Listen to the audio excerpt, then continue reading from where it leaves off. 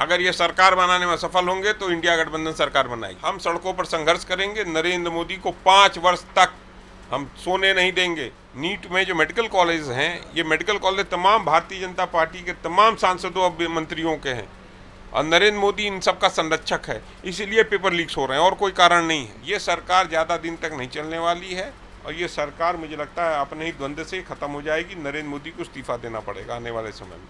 नरेंद्र मोदी की हैसियत क्या है? गाली दिलवाएगा।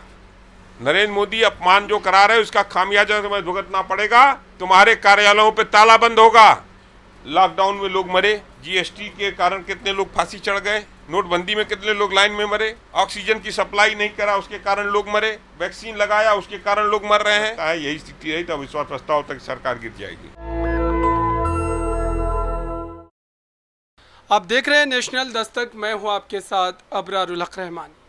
मेरे साथ परवल प्रताप जी हैं, इनसे जानेंगे कि आखिरकार 2024 के इस नतीजे के बाद जिस तरीके से गुत्थी उलझती चली जा रही है और ख़ास तौर से एनडीए और इंडिया दोनों ही खेमा जो है अपनी अपनी सरकार बनाने को लेकर के दावे कर रहा है। इंडिया के भी कई चेहरों ने ये बात कही कि वो हर मुमकिन कोशिश करेंगे कि आंकड़े जो है अपने पक्ष में जुटाए जा सके। आपको क्या लगता है, वाकई क्या ये संभव है इस समय? क्योंकि एनडीए को समर्थन मिल चुका है, नीतीश कुमार, चंद्रबाबू नायडू दोनों ही ने जो मौखिक समर्थन दिया है और लिखित जो है वो भी समर्थन दे दिया है। क्या ये संभव नजर आता है? अब भी सरकार बनाने को लेकर उम्मीद बची हुई है कांग्रेस की? पहले तो मैं देश की जनता को बधाई दूंगा और खासकर उत्तर प्रदेश की क्रांतिकारी जनता को और उस जनता को बधाई दूंगा जिसने नरेंद्र मोदी के अहंकार को तोड़ने का काम किया।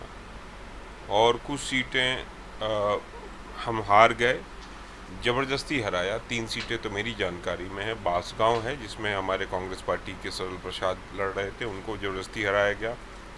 दूसरा फर्रुखाबाद की सीट है, तीसरा फूलपुर की सीट। 3 तो ऐसी सीटें जो कम मार्जिन से हराए। और यह प्रमाणित करता है कि जो गृह मंत्री ने फ़ोन किया था डीएम्स का, उसका प्रभाव में आकर डीएम्स ने उनको सर्टिफिकेट्स दिए। इसके लिए इलेक्शन कमीशन को मैं जिम्मेदार मानता हूँ। इलेक्शन कमीशन पर प्रश्न चिन्ह है।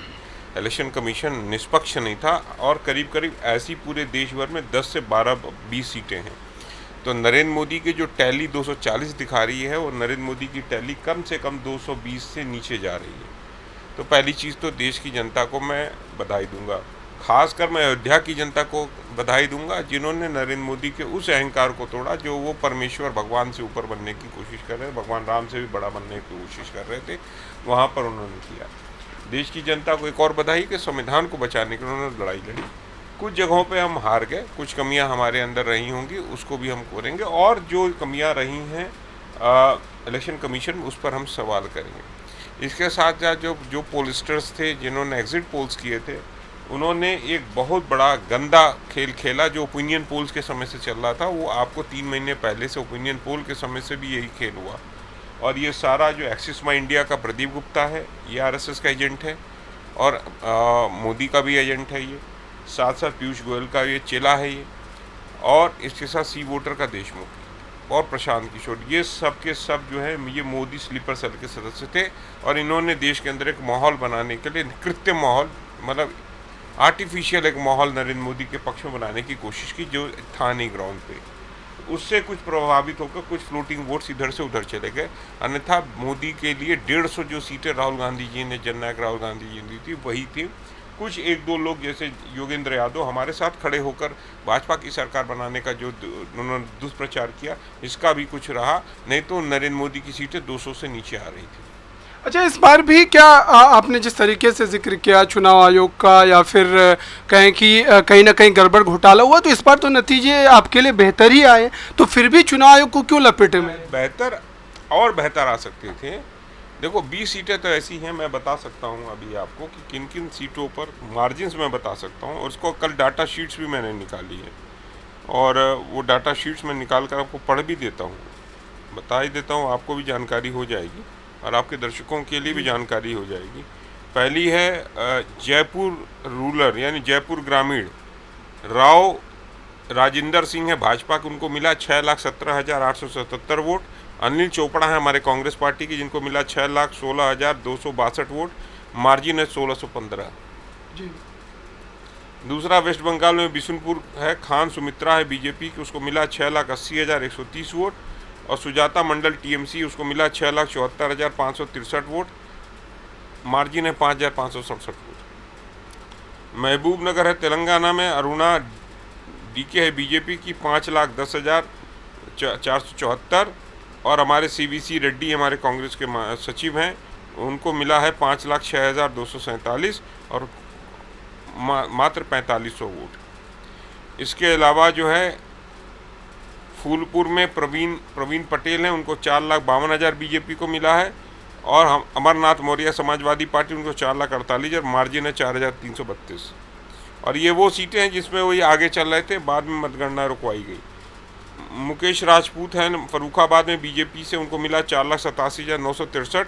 और हमारे इंडिया अलायंस के गठबंधन के डॉक्टर नवल किशोर समाजवादी पार्टी, उनको मिला 4,85,285 वोट, 2,678 वोट का डिफरेंस है। सदल प्रसाद हैं जो हमारे कांग्रेस पार्टी के हैं, उनको बांसगांव से हराया गया। कमलेश पासवान को मिला 4,28,693 वोट। और सदल प्रसाद जी कांग्रेस को मिला 4,25,543 वोट। इनको 3,150 वोट से हराया घोषित किया गया। इसके साथ साथ आपका छत्तीसगढ़ में कांकेर में भोजराज है बीजेपी से, उसको मिला 5,97,624 वोट। और हमारे ब्रजेश ठाकुर हैं कांग्रेस पार्टी, को मिला 5,95,740 वोट और 1,01,084 वोट से इन्हें हरा दिया, जबकि ये जीत रहे थे। इसके एक और सबसे इंटरेस्टिंग, जो सबसे कम मार्जिन की सीट है, वो महाराष्ट्र की मुंबई नॉर्थ वेस्ट की सीट है, जिसमें रविंद्र शिवसेना शिंदे गुट के, उनको मिला 4,52,664 वोट। और अमोल हैं शिवसेना उद्धव ठाकरे के इंडिया अलायंस के, उनको मिला 4,52,596 48 वोटों से, जबकि ये पहले जीत गए। दोबारा रिकाउंट करके हराया गया। और ये डीएम्स ने जो है इन्हें हराया है। इसी तरह उड़ीसा में आप जाइए, रविंद्र बीजेपी से, इनको 5,34,239 वोट मिला है। और समृष्टा शेट्टी हैं, उनको बीजेडी से, उसको मिला 5,32,000। यहाँ पर भी 1,587। ऐसे कई छोटे कम मार्जिन की सीटें और भी हैं। ये तो कुछ सीटें मैं आपको बता रहा हूँ, चुनिंदा सीटें हैं, और भी सीटें हैं। अच्छा, आपने एग्जिट पोल का जिक्र किया, प्रदीप गुप्ता का जिक्र किया, लेकिन प्रदीप गुप्ता तो ये कहते हैं कि वो पीयूष गोयल के जो हैं क्लासमेट है, तो जाहिर सी बात है कि उनके लिए काम है। और जो राहुल गांधी जी ने जो कल सवाल उठाया यहाँ पर प्रेस कॉन्फ्रेंस के माध्यम से एआईसीसी में, वो बहुत बड़ा सवाल है कि जो इंटरनेशनल फॉरेन इन्वेस्टर्स हैं उनसे जो शेयर खरीदवाया गया, और ये पोलस्टर्स को एक कृत्रिम पोल बनाया गया कि 400 प्लस सीटें आ रही हैं, 370 प्लस सीटें आ रही, 400 प्लस सीटें आ रही हैं, इसका बहुत बड़ा। और उससे मार्केट 1 तारीख के बाद 2 तारीख का मार्केट आपने देखा कितना अब गया। और उसके ये सोची समझी साजिश थी। और ये इसमें मोदी भी शामिल है, अमित शाह भी शामिल है, और पीयूष गोयल भी शामिल है। और ये सब ये जो पैसे लेकर देशमुख है, और अमित शाह जी के लिए भी काम करते हैं, ये सब अमित शाह के लिए काम करते हैं। ये कृत्रिम एक हवा बनाते हैं, एक आर्टिफिशियल हवा देश के अंदर बनाते हैं कि मोदी ही देश के अंदर है। और देश की जनता ने इस बात बता दिया कि मोदी को हराया जा सकता है। और ये किसान आंदोलन ने पहली बार किया था 2021 में। हमारे किसान आंदोलन 1.5 साल 13 महीने के जब आंदोलन हुआ, 13 महीने का आंदोलन, हमने नरेंद्र मोदी को हराया था। और ये दूसरी बार जनता ने हराया है। और नरेंद्र मोदी को कोई भी नैतिक हक नहीं है कि फिर से प्रधानमंत्री बनने का। नरेंद्र मोदी के खिलाफ मैंडेट है, देश की जनता ने नरेंद्र मोदी के खिलाफ मैंडेट दिया है, इसलिए नरेंद्र मोदी को इस्तीफा दे देना चाहिए था। लेकिन नरेंद्र मोदी ने बीजेपी के संसदीय दल की मीटिंग न बुला के एनडीए के संसदीय दल की मीटिंग बुलाई। ये सबसे बड़ा एक नया परंपरा है। मुझे समझ नहीं आ रहा है कि आदमी अपने पार्टी का नहीं बुला रहा, क्योंकि उसकी पार्टी में विद्रोह था। नरेंद्र मोदी को डर था कि मैं कहीं वो न बन पाऊँ, संसदीय दल का नहीं। अच्छा, किसानों का जिक्र किया आपने। कल की जो घटना घटी है चंडीगढ़ एयरपोर्ट पर, और जिस ढंग से कंगना रनौत को सीआईएसएफ के एक कर्मचारी ने थप्पड़ मारा है, कैसे देखते हैं? क्या फिर से एक बार किसान जो है वो अपने गुस्से का इजहार करना चाह रहे हैं? जब आंदोलन चल रहा था तो यही कंगना रनावत जो है ये कहती थी असली किसान खेत में है। जी, इसी बात का जिक्र किया है। तो मुझे लगता है असली किसान खेत में भी थे और असली किसान हमें एयरपोर्ट पर भी है। तो आपको क्या लग रहा है, क्या किसान फिर से एक बार सड़कों पर आएंगे? चूंकि अभी भी उस तरीके की आवाज़ जो निकल रही है, सड़कों पर हैं। खनौरी बॉर्डर जाओ, सिंगू बॉर्डर जाओ, वहाँ पर किसान सड़कों पर हैं, अभी भी बैठे हैं एमएसपी गारंटी को लेकर। मैं फिर से कह रहा हूँ, किसान, असली किसान खेत में भी है और असली किसान जो है अब एयरपोर्ट पर भी है। तो ये जो गाली देने का काम नरेंद्र मोदी के नेतृत्व में हुआ, नरेंद्र मोदी ने खुद गालियां दी किसानों को, परजीवी, आंदोलनजीवी, खालिस्तानी, नक्सली, माओवादी। फिर ये कंगना रनावत कल भी गाली दे रही थी, खालिस्तानी, नक्सली, माओवादी कह रही थी। इसको किसने हक दिया है कि पूरे पंजाब को गाली दे रही है, पूरे किसान जाति को गाली दे रही है? इसको शर्म आनी चाहिए। और ये इसलिए जाके भिड़ी होगी। इस महिला का टेम्परामेंट मैंने देखा, ये हमेशा गुस्से में रहती है। किस बात का गुस्सा भाई? तुम सांसद बन गई हो तो क्या भगवान बन गई हो? सांसद ही तो बनी हो, भगवान बन गई हो? सांसद बनो तो सभ्य बनो।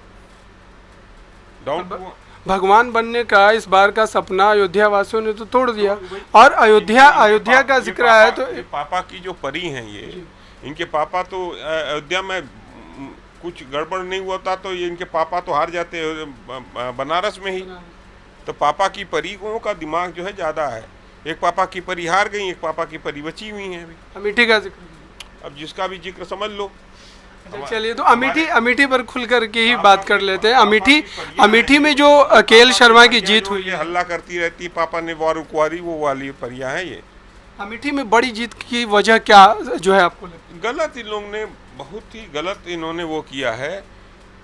1.5 लाख ये कहती थी 15 रुपया चीनी देंगे और क्या क्या करेंगे। वहाँ पर संजय गांधी जी के नाम पर अस्पताल चलता था, उस अस्पताल को उसने बंद कराया।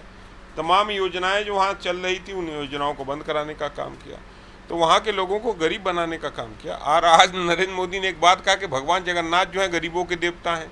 तो लगता है कि भारत गरीबों का देश है। अब पहली बार मुझे पता चला कि भगवान भी गरीब और अमीर का भी होता है, तो मिडिल क्लास का भी भगवान होगा कोई। जब भगवान जगन्नाथ का वो जिक्र कर रहे हैं तो क्या उड़ीसा ने जिताया? क्या ये भी उड़ीसा ने जिताया? और ठीक है, उड़ीसा ने। अब यही तो अब सबसे बड़ा सवाल है कि जिन्होंने इनका समर्थन किया, चाहे बीजेडी के नवीन पटनायक जी, वो साफ हो गए। बीआरएस के अपने वो थे राव थे, वो साफ हो गए। नरेंद्र मोदी के साथ गए वाईएसआर रेड्डी, वो भी साफ हो गए। वाईएसआर कांग्रेस। अब बचा कौन है? अब बचे हैं तेलुगु देशम के नायडू जी और वो नीतीश कुमार। आज नीतीश कुमार जी को देख रहा हूँ, पैर छू रहे थे। क्या स्थिति भाई, मुझे समझ नहीं आ रहा है। अच्छा, एक सवाल ये है मेरा, बताइए, आज वो जो जयंत चौधरी हैं, किसानों के बड़े नेता बनते हैं और उनके बाबा किसानों के मसीहा होते थे, चौधरी चरण सिंह जी, आज उसको जगह नहीं दी है नरेंद्र मोदी ने अपने इंडिया की बैठक में, मंच पे नहीं बैठाया और वो घूम घूम के वोट मांग रहा था।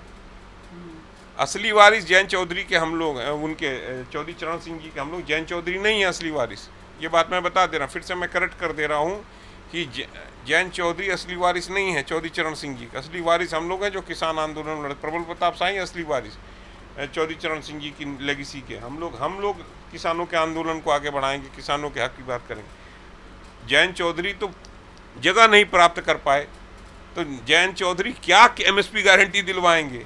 ये सरकार ज़्यादा दिन तक नहीं चलने वाली है और ये सरकार मुझे लगता है अपने ही द्वंद्व से ख़त्म हो जाएगी। नरेंद्र मोदी को इस्तीफा देना पड़ेगा आने वाले समय में। अच्छा, एक सवाल अयोध्या पर फिर से। दक्ष चौधरी का नाम इस समय चर्चा में है, वो व्यक्ति जो अयोध्या वासियों को लेकर के अनाप शनाप बक रहा है, सोशल मीडिया पर ट्रेंड कर रहा है और भाजपा को मिली हार को लेकर अयोध्या वासियों को लगातार गलिया रहा है। तो ऐसे, और वही व्यक्ति कन्हैया कुमार को माला पहनाने के बहाने जो है थप्पड़ मारता है। क्या इस पर पहले ही कार्रवाई हो जानी चाहिए? भाजपा, ये जिसका नाम तुमने बताया वो क्या मालूम नहीं, वह गाली ऐसे नहीं दे रहा। ये भाजपा गाली दिलवा रही है, उत्तर प्रदेश की जनता का अपमान कर रही है।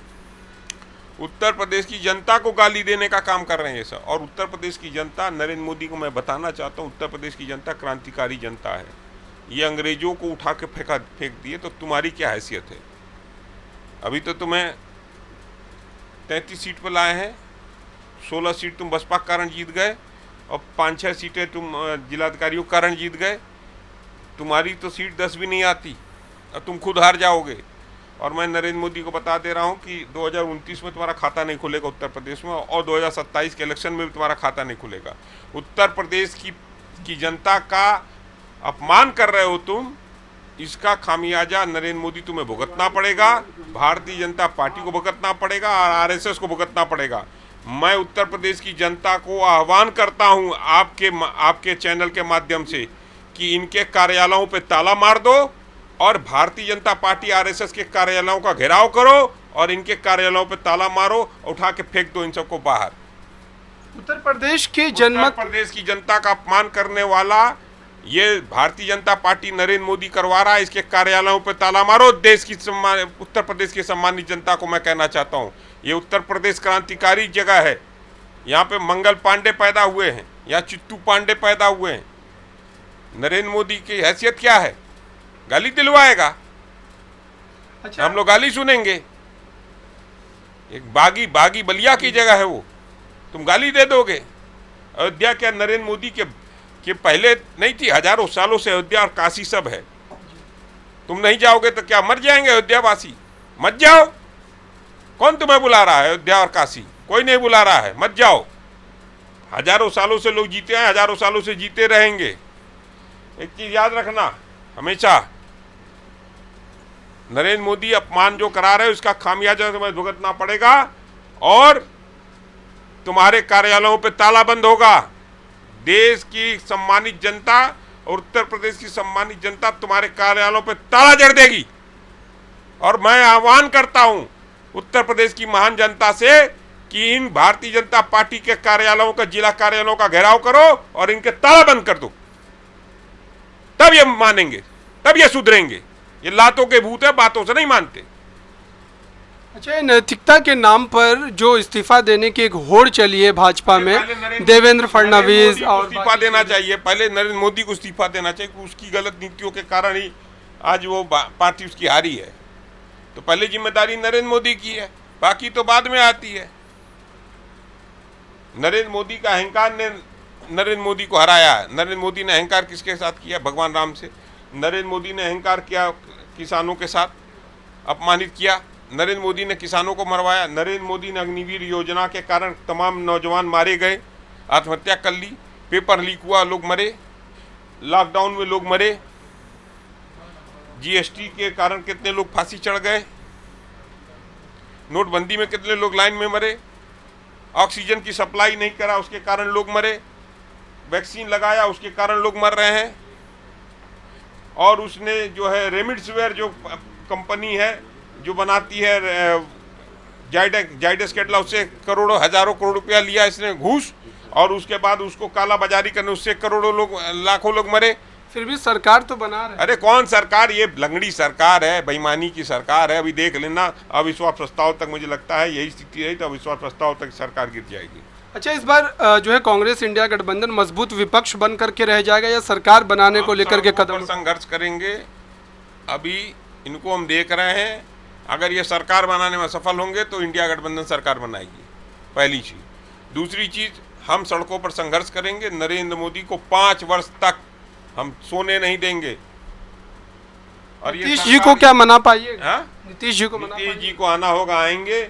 और चंद्रबाबू नायडू को आना होगा। अगर अपनी पार्टी बचानी, अपना अस्तित्व बचाना, तो इन्हें आना होगा इंडिया गठबंधन के साथ। इंडिया गठबंधन की अब नीतियां क्या होंगी विपक्ष के नाम? वही नीतियां हैं कि 8500 रुपया हम महिलाओं को देंगे, हर गरीब महिला को देंगे। एमएसपी गारंटी देंगे। अग्निवीर योजना खत्म करेंगे। अग्निवीर योजना को लेकर इस वक्त विपक्ष काफी ज्यादा अग्रसर होकर के आवाज उठा रहे हैं। राहुल गांधी जी जो इस पर क्या कोई जो है प्रमुखता से कदम उठाएंगे? नौजवान फोर्स की तरफ जा नहीं रहे। सेना कमजोर होती है। सेना का रिपोर्ट आया कि आधी सेना हो गई हमारी। लोग जा नहीं रहे भाई। और अगले 2-3 साल में आधी हो जाएगी। आधी हो जाएगी तो चीन आके कब्जा कर लेगा। कैसे लड़ेगा? कौन लड़ेगा? नरेंद्र मोदी जाके लड़ेगा कि अडानी जाके लड़ेगा बॉर्डर पे? कि ये आरएसएस वाले डंडा लेके जाएंगे लड़ने? सेना ही जाएगी ना। सेना किसान, ये लड़ाई जो है ये किसानों को कमजोर करने का काम किया था नरेंद्र मोदी। अग्निवीर योजना लाके कि किसानों के बच्चे जो फोर्स में हैं, सेना में हैं, उनको नौकरी ना मिले, वो नौकरी ना करें और वो बंधुआ मजदूर बनकर अडानी और अंबानी के दुकानों पर काम करें, कंपनियों में काम करें। इसके लिए नरेंद्र मोदी ने अग्निपथ। अच्छा, एक आखिरी सवाल रहेगा। नीट का जो रिजल्ट आया है उसमें गड़बड़ घोटाले को लेकर के लगातार जो है लोग आवाज उठा रहे हैं और कई तरीके के आरोप लगा रहे हैं। एनटीए के अधिकारियों को लेकर के सवाल उठाए जा रहे हैं कि उन पर कार्रवाई होनी चाहिए। राहुल गांधी से गुहार लगाई जा रही है। क्या विपक्ष इस मुद्दे को प्रमुखता से उठाए? क्यों, हम लोग तो हमेशा उठाते हैं। स्टॉलिन जी ने पहले भी उठाया था। राहुल गांधी जी ने उठाया था, हमने पेपर लीक के तमाम मुद्दों को उठाया है और ये गंभीर मुद्दा है। और ये एक चीज़ जान जाओ, ये जो मेडिकल कॉलेजेस हैं, नीट में जो मेडिकल कॉलेज हैं, ये मेडिकल कॉलेज तमाम भारतीय जनता पार्टी के तमाम सांसदों और मंत्रियों के हैं और नरेंद्र मोदी इन सब का संरक्षक है, इसीलिए पेपर लीक्स हो रहे हैं और कोई कारण नहीं है। ये प्राइवेट कॉलेजेस लीक करा रहे हैं पेपर्स और इसका सबसे बड़ा जो मुख्य साजिश करता है ये नरेंद्र मोदी है इसका।